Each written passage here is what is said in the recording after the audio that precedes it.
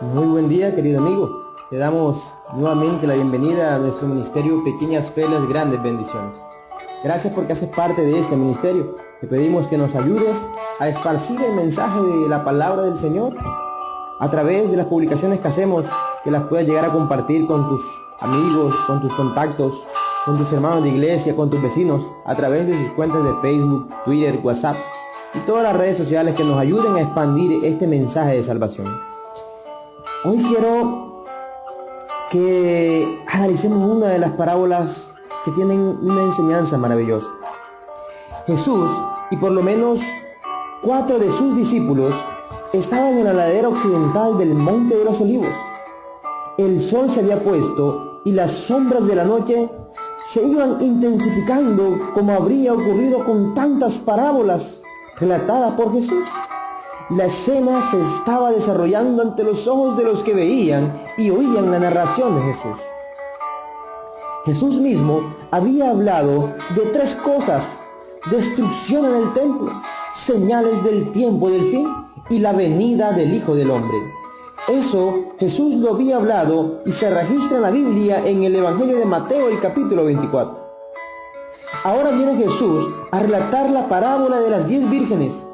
Y en esta parábola Jesús relata 2 cosas importantes en la vida tuya y en la vida mía. Lo primero, la preparación de la venida de Jesús. Y lo segundo, la importancia de estar preparados. Pareciera que fuera lo mismo, pero no. En primera instancia, Jesús nos muestra con esta parábola cómo debe ser la preparación para la venida de Jesús. Y en segunda instancia, Jesús nos dice que no basta con saber cómo nos preparamos, sino nos dice que es importante estar preparados para que ese día, cuando Jesús venga, podamos estar a cuenta con el Señor. Vamos a abrir la palabra de Dios en el Evangelio de Mateo, el capítulo 25 y el versículo 1, y la palabra de Dios dice: Entonces el reino de los cielos será semejante a 10 vírgenes que tomando sus lámparas salieron a recibir al esposo. Aquí quiero que analicemos 2 conceptos. El primero hace referencia a las vírgenes.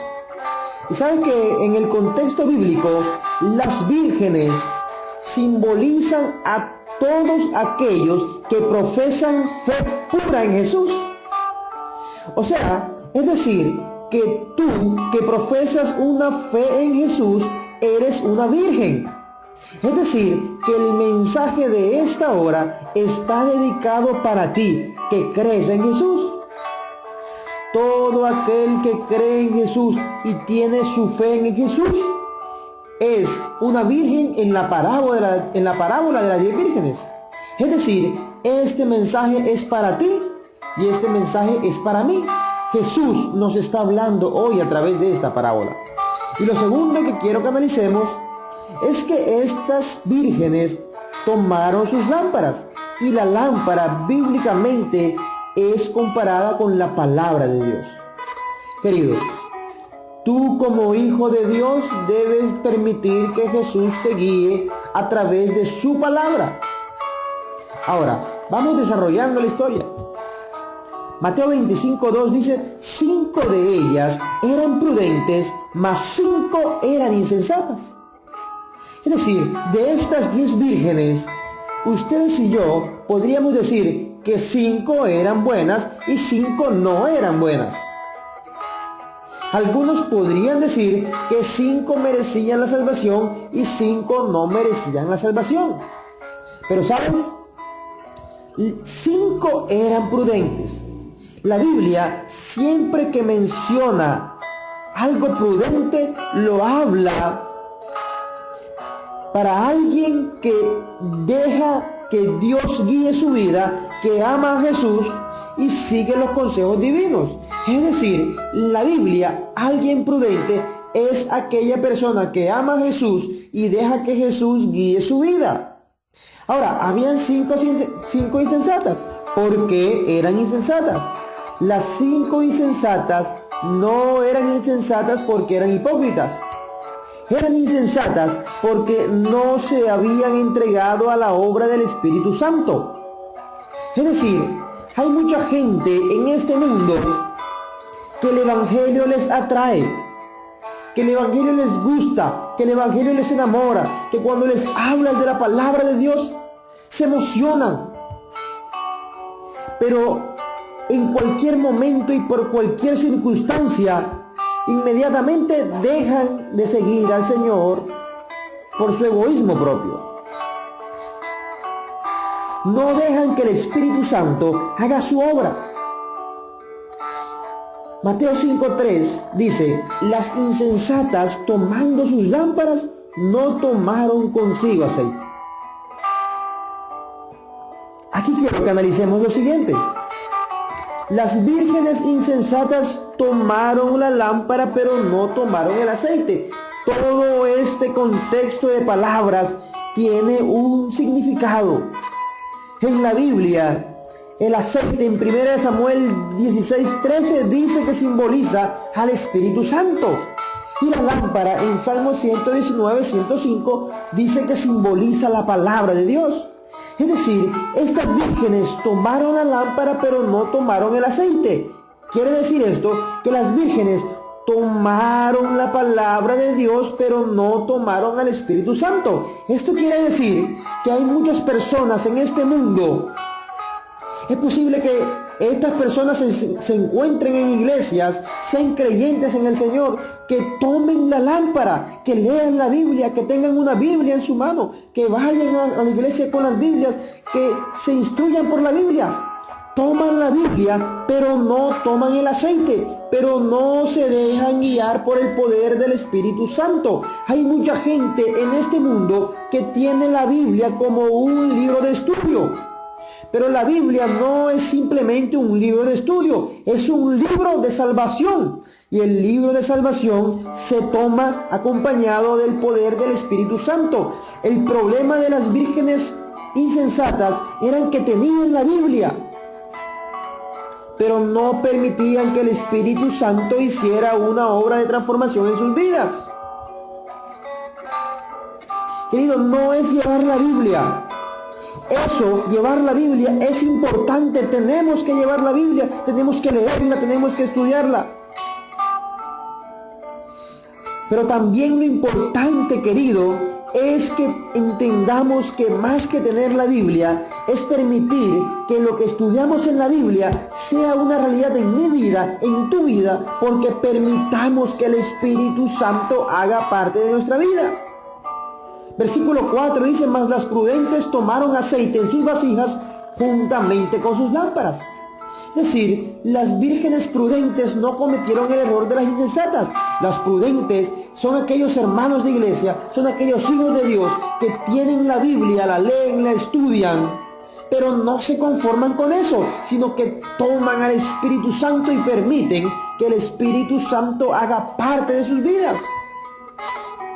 Esa es la diferencia entre las vírgenes prudentes y las vírgenes insensatas. El versículo 5 dice: y tardándose el esposo, cabecearon todas y se durmieron. El esposo tardaba. ¿Sabes que hace mucho tiempo, cuando yo llegué a conocer el mensaje de Dios, hubo una frase que impactó mi vida? Y esa frase dice: Cristo viene pronto. Han pasado cerca de 10 años y aún no he visto la venida del Señor. Y sé que hay mucha gente que puede llegar a pensar que Cristo se va a demorar. Pero ¿sabes? Es peligroso pensar que Cristo se va a demorar. Porque aquí el versículo 5 dice que mientras el esposo tardaba, cabecearon todas. Es decir, no solo cabecearon aquellas que eran insensatas, sino también se durmieron aquellas que eran prudentes. Este es el peligro al cual tú y yo podemos estar expuestos al pensar que Cristo tarda su venida. Segunda de Pedro 3:9 dice que el Señor no retarda su venida como algunos piensan, sino que Él está esperando a que sus hijos procedan al arrepentimiento. Versículo 6 dice, y a la medianoche se oyó un clamor, aquí viene el esposo, salid a recibirle. Oh querido, dentro de muy poco tiempo se oirá un clamor en el cielo. Aquí viene el esposo, salid a recibirle. Hoy quiero, querido amigo, hoy quiero, querido hermano, que analices tu vida.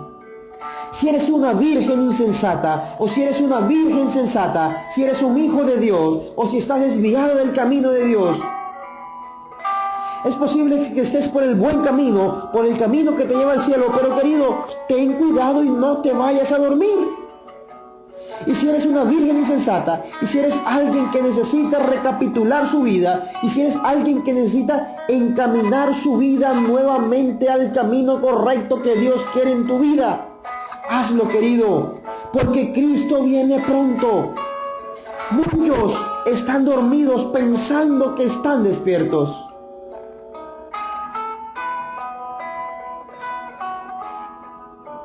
Palabra de Dios sigue diciendo en el versículo 10, pero mientras ellas iban a comprar, haciendo referencia a las insensatas, vino el esposo, y las que estaban preparadas entraron con él a las bodas, y se cerró la puerta. Querido, Cristo viene pronto, y Él está esperando que tú seas un hijo de Dios sensato, que tome la palabra de Dios como la principal guía en su vida, pero también que permitas que el Espíritu Santo haga la obra de perfección en ti, que solo puede hacer Él obrando en tu vida. Permita a Dios que cuando Cristo venga puedas estar preparado, querido. Puedas entrar con Jesús a las bodas. Puedas vivir eternamente dentro de las puertas de la ciudad de la Nueva Jerusalén. Querido amigo, al terminar esta meditación, lo único que anhelo y quiero en tu vida es que analices cómo está tu vida hoy. ¿Qué cambios debes hacer para acercarte a esa puerta de la Nueva Jerusalén? Ora al Señor, pídele sabiduría, permite que el Señor sea tu fortaleza y que de aquí en adelante permitas que el Señor viva en ti a través del poder de su Espíritu Santo y que su palabra sea la principal guía en tu vida. Que Dios te bendiga.